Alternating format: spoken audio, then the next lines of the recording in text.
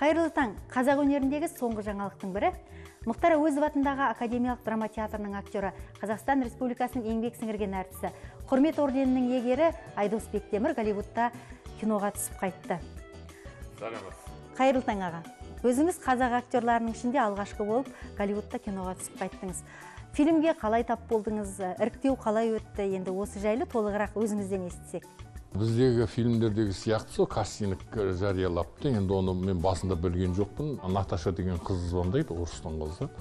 Аға, мен ассистент етім, сіз пробаға келмедіңіз ғой деді. Мен айттым, қандай проба? Осындай біз Марко Поло жайында кино проба жасап жатырмыз. Сіздің театрдан келді, бірақ сіз келмедіңіз деді.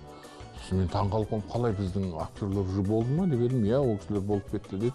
Содан кейін мен баруыма тура келді. Барып кино проба жасадық, күтіп алдық. Сол жерде жаңа режиссер жүр екен, енді сол жаңа проба жасайтын режиссер екен. Былай жаса деп енді көрсетіп жатыр, айтып жатыр, сөйлеп жатыр. Соның бәрін айтқандардың бәрін жасадым. Сосын жаңа маған қолым бүйтеді жаңа. Сосын мен түсінбей қалдым, ол неғып маған қолым бүйтіп жатыр. Сөйтсем ана қыз айтады, сіз ұнатып жатыр дейді да. Ой, рахмет деп жаңа екеуміз бір жақты бүйтіп қоямыз жаңа. Мәз болып салған. Содан кеттім, мені кино пробаға шақырды. Енді жаңағы фотопроба болды ғой. Кастинг дегенде бізде жаңағы режиссер отырады, сценарист, сосын сол енді 3-4 адам ғой. Бір уақытта кіріп келсем 20 адам отыр ғой. Сонша таңғалдым, жаңа 20 адам, және бәрі бірден орнынан атып тұрып маған жаңа амандасып жатыр, ағылшынша амандасып отыр да, ағылшын тілінде. Мен де сасып қалдым, сосын рахмет. Қазақша амандасып. Иә, қазақша амандасып, рахмет, уағалейкум ассалам деп аяқ сөйтіп, сосын күліп бәрі жаңа бірақ отырды. Бір орындық берді да, соған отырыңыз, сіз аттың үстінде боласыз деді. Жарайды дедім. Сосын енді алдымда жаңағы текст берген ғой бізге, ағылшынша. Біз енді оны ағылшынша білмегеннен қалай. Сөйтіп оны жаңағы орысша буквалармен жазып бізге. Осын дегенмен жаңағы рахмет енді ұйымдастырушыларға шынын айту керек, ағылшыннан сабақ жүргізіп жаңа бізді тыңдап, оқытып, ударениелерін қойып жаңағы сөздердің жаңа біраз жұмыс істеді, шынын айту керек, атқа мініп жүрдік мына цирктің несінде, цирктің аттарын алғызып, соны атқа жүре алмай ма деген сияқты әңгімелер. Естуімізше сол фильмнің біраз көріністері осы біздің жерде түсірілген десек. Чарында түсірді сол жаңағы. Сол жерде түсірді, өйткені ол жерде каньондар бар ғой. Олар ұнады. Жалпы мен кейін естідім, мен оның рас өтірігін білмеймін, бірақ біздің мына жерлер бәрі ұнаған екен, осы жақта түсіргісі келген екен. Бірақ та киноны түгел, бірақ та оған мүмкіндігіміз біздің жаңағы оларды орналастыру, оларды жаңағы керек заттарын бәрін тауып беру бізде ондай әлі қойылмаған ғой. Сондықтан олар жаңағы керек жерлерін ғана түсіріп алып, сосын Малайзияға кетті. Әлемдік деңгейдегі кино мамандармен жұмыс істеу қалай болды? Әрине, енді айырмашылығы көп. Онда менің бір байқағаным, енді бір жағынан өзі солай болу заңдылықта деп ойлаймын. Ең бастысы актер онда. Өйткені олар оны қатты бірінші планға шығарып, соны қатты ұстанған. Өйткені киноның басты кейіпкері актер ғой. Актер зрительдің алдына шығарады ғой. Керек нәрсенің бәрінен еш нәрсе іздемейсің. Тек анау текстіңізді береді, текстіңізді өзі бөлек гримерный береді, соның ішінде бүкіл жағдайы бар, соның ішінде жаңа рөліңізді аласыз да соған дайындаласыз. Әркім өзінің жұмысын біледі. Менің бір риза болғаным. Бәлен уақытта дейді, мысалы сағат 12-де костюмге барасыз, костюміңізді бәрін дайындап біткеннен кейін сағат бәлен байда грим дейді. Гримге бәрі ана уақытпен дәл қойылған. Сіздің көңіліңіз бөлінбеу керек, еш нәрсеге алаңдамау керек. Дәл сол образда, сол кейіпкердің рөлінде сіз жүруіңіз керек. Соншалықты сізді мәпелеп, жаңағы неткенде, енді ана жерде жақсы ойнамауың мүмкін емес, соған әкеледі. Жақсыны көрмекке деген ғой, сондықтан Голливудтан көп нәрсені көріп, үйренетін дүниелеріміз әрі баршылық екен. Ал?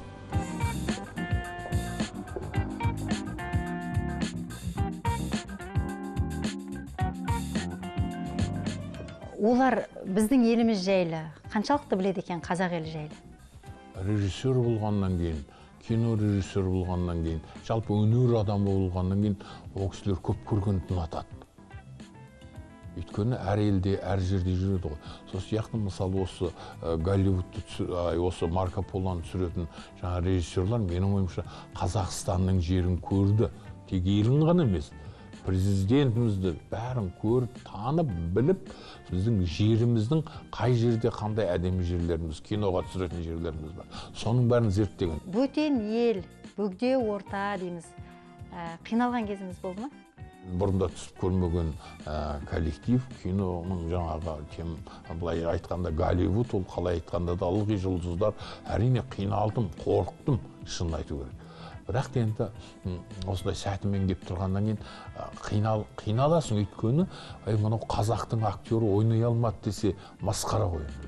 Сондықтан артыңда тек мен өзім ойлап тұрдым, мына жерде мен тұрғанмен, менің артымда бұлар Қазақстанды көріп тұр, Қазақстанның актері.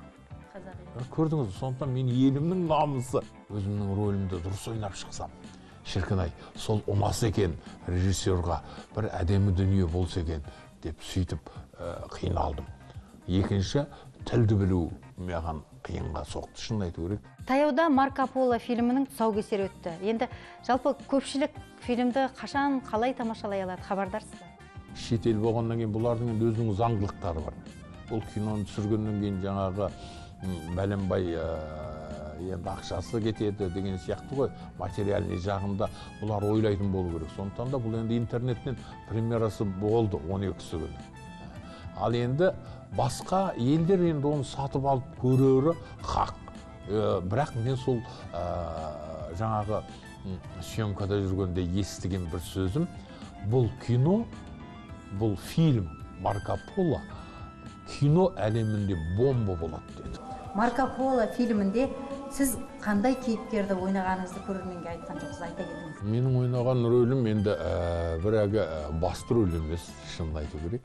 Бірақ менікі роль, эпизод емес, массовка емес, роль.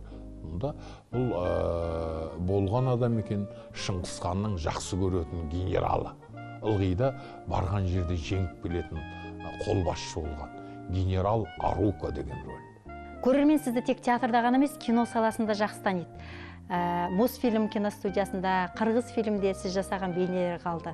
Ал енді Қазақфильм киностудиясы түсірген Шоқан Уәлиханов, Алдар Көсе, Біржан Сал, Жау жүрек мың бала, кейінгі Ағайындылар фильмінде жарқырай көріндіңіз. Енді кімді сомдасам деп ойлайсыз? Армандау бір басқа, оны жасау одан да қиын.